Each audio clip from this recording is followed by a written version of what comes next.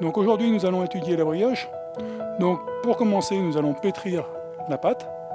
Donc elle se pétrit comme toute pâte de viennoiserie. Donc, sauf que la particularité de la pâte à brioche, l'hydratation se fera uniquement avec des œufs. Donc aujourd'hui nous allons faire une demi-recette. Donc l'élément liquide sera mis au départ. Donc pour une demi-recette, nous aurons 300 g d'œufs. Je mets l'élément liquide au départ comme dans toutes les pâtes, de façon à ce que ça se mélange bien et qu'il n'y ait pas de farine qui soit mal mélangée dans le fond de ma cuve. Ensuite, je mets mes 500 g de farine. Dans toute pâte levée, dans toute pâte de boulangerie, nous avons le sel. Donc là, nous avons 10 g de sel pour une demi-recette. Nous avons de la levure. Donc la levure, on a étudié dans le cours de la levure que pour la pâte à brioche, on mettait un petit peu plus de levure parce que c'est une pâte qui est alourdie avec le beurre, puisqu'on va voir après qu'il y a aussi beaucoup de beurre dans cette pâte. Donc nous sommes à 20 g pour 500 g de farine. Donc on fait toujours attention de mettre la levure à côté du sel, qu'elle ne soit pas en contact. Et ensuite, nous allons mettre 50 g de sucre. Nous allons effectuer la première phase du pétrissage, donc avec ces ingrédients-là. Et nous allons ajouter le beurre en deuxième vitesse pour décoller la pâte. En fait, il va y avoir 2 décollages de pâte. Donc la première vitesse, nous allons mettre 5 minutes.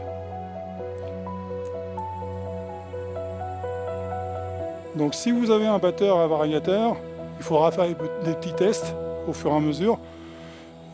Où par habitude, on voit à peu près la vitesse de rotation du bras. Et on va laisser tourner comme ça, on va vérifier que la pâte se mélange bien, qu'elle fait la consistance que l'on veut aussi. Donc quand on donne les recettes, en général pour 1 kg, on donne toujours 12 œufs. Mais 12 œufs, ça correspond à 600 g. Et donc je vous conseille bien de peser les œufs, parce que si vous avez des œufs plus ou moins gros, eh ben, ça peut être un peu moins ou un peu plus. Donc là, la pâte se mélange. Et déjà, je peux remarquer que dans le fond de ma cuve, il y a un petit peu de farine qui est un peu plus sèche. Donc j'ai bien fait de mettre mes œufs au départ. Et là, vous ne le voyez pas à la caméra, mais j'ai une boule de pâte qui commence à bien se décoller. Donc, comme je le disais, j'ai préparé mon beurre. Et pour qu'il s'incorpore plus facilement au pétrissage, je l'ai fait ramollir un petit peu au micro-ondes. Il faut qu'on ait un beurre pommade. Si vous le sortez du réfrigérateur, qu'il est trop dur, il ne va pas se mélanger correctement. Et donc, au bout de 5 minutes, on incorporera le beurre petit à petit. Et on fera décoller la pâte une deuxième fois. Voilà, ma pâte tourne tranquillement. Il me reste à peu près 2 minutes, mais comme je vois, alors on peut arrêter le batteur, regarder la pâte, vérifier la consistance. Voilà, il faut qu'on ait une pâte assez souple, malléable. Et donc là, je suis à peu près à la bonne consistance. Elle peut vous paraître un peu ferme au départ, mais faites attention puisque vous allez rajouter quand même une grosse partie de beurre, puisque c'est 50% du poids de farine que l'on va mettre en beurre. Donc votre pâte va beaucoup ramollir après quand vous allez faire la deuxième vitesse.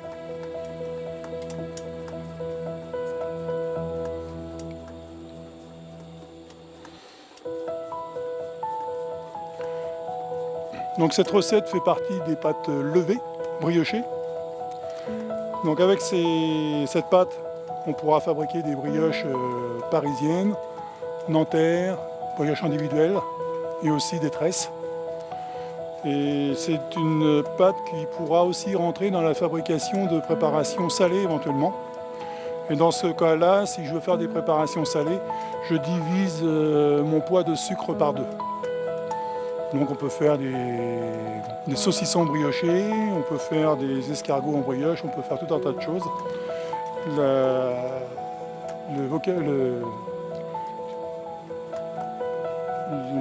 Les idées culinaires en France ne manquent pas pour ça. Voilà, donc là ma pâte est bien mélangée, j'arrive à 30 secondes de la fin. J'estime que la première vitesse est suffisante. Donc je vais commencer à incorporer une partie de mon beurre.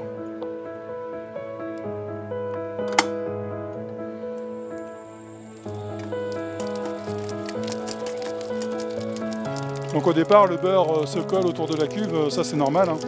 On a une pâte dont le réseau est déjà constitué, donc elle est forcément étanche, hein.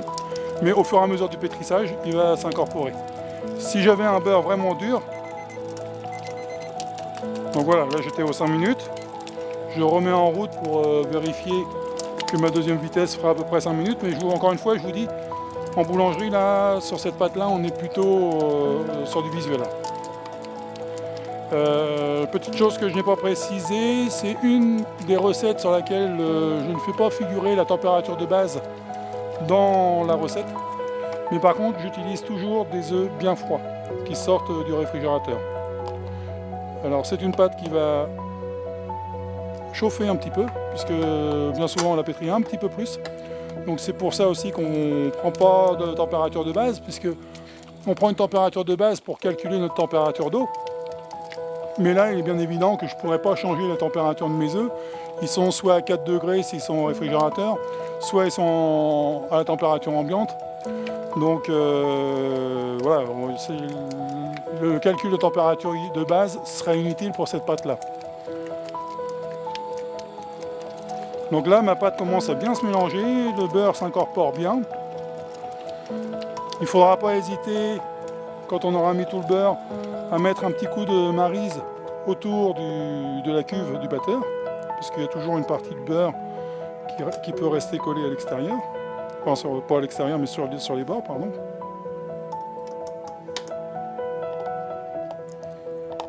Hop.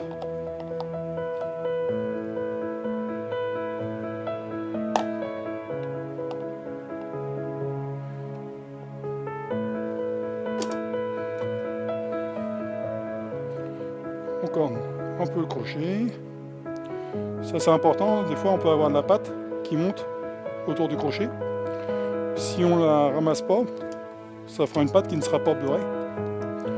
Donc, auquel cas, la pâte ne serait pas régulière partout. Voilà.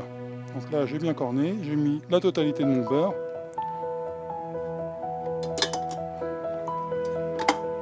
Et on va partir pour... Vous voyez, là, ça fait... J'étais à 3 minutes de deuxième vitesse. On va peut-être encore avoir 2 ou 3 minutes. Je vous dis, le temps est aléatoire. Là, on va surtout travailler au visuel.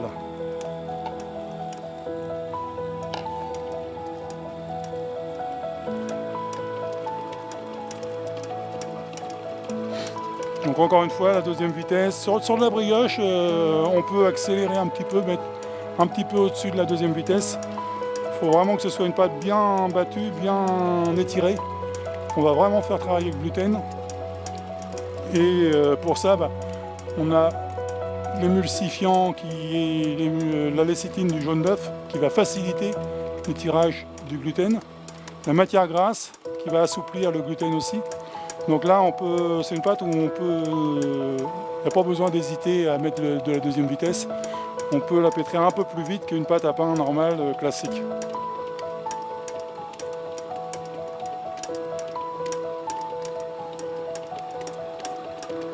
Donc la farine, si vous faites votre brioche à la maison, vous pouvez utiliser une farine traditionnelle que vous trouvez dans le commerce.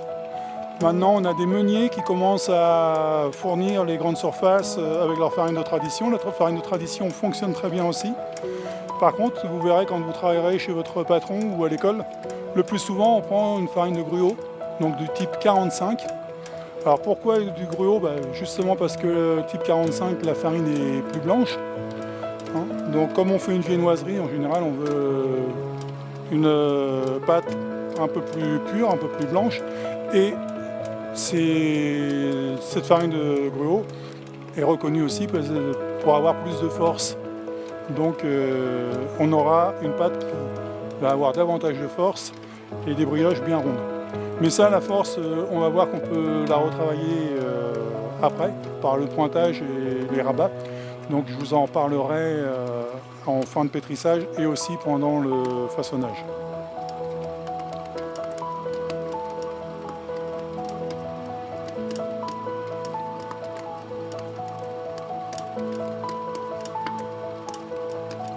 Donc dans les petits batteurs qu'on a à la maison, les marques qui sont vendues dans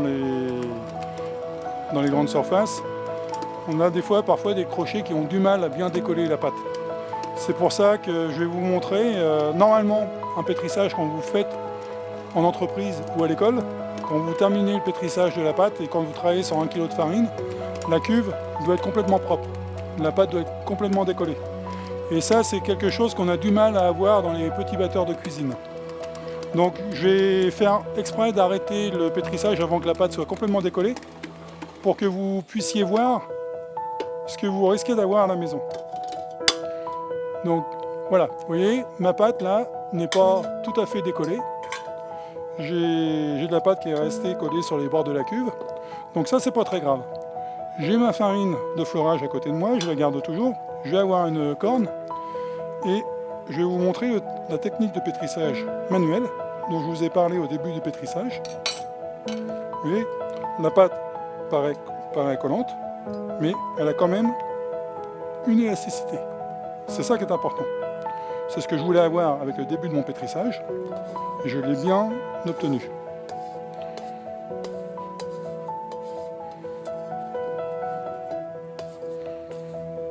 Donc, je corne bien ma cuve.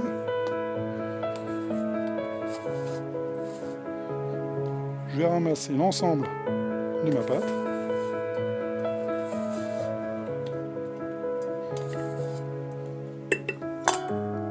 Et donc on va faire le décollage de façon manuelle. Et vous voyez qu'on n'a pas du tout la même pâte. Tout à l'heure j'avais une pâte qui collait énormément autour de ma cuve. Et là, elle ne colle pas du tout sur mon plan de travail. Elle ne colle pas aux mains non plus. J'ai une main propre. Donc je considère que ma pâte est pétrie dessus. On va la laisser pointer entre 1h30 et 2h. Ensuite, on lui donne un rabat. Et bien voilà, on se retrouve. Ma pâte a eu à peu près 1h30 à 2h de pointage dans le cul de poule à température ambiante.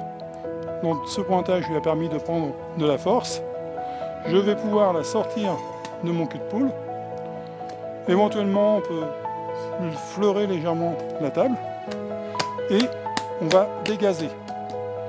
Donc le rabat, le principe du rabat, c'est de dégazer la pâte, chasser les gaz carboniques qui ont lieu pendant la première fermentation, de façon à casser le réseau glutineux et de façon à ce que ce réseau glutineux se renforce après.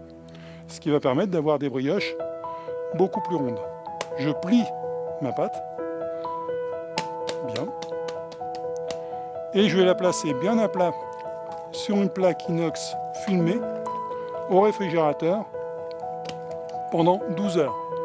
Donc vous pouvez préparer votre pâte la veille et la mettre au réfrigérateur toute une nuit, ou bien la préparer le matin de bonne heure pour la façonner en fin d'après-midi ou le soir.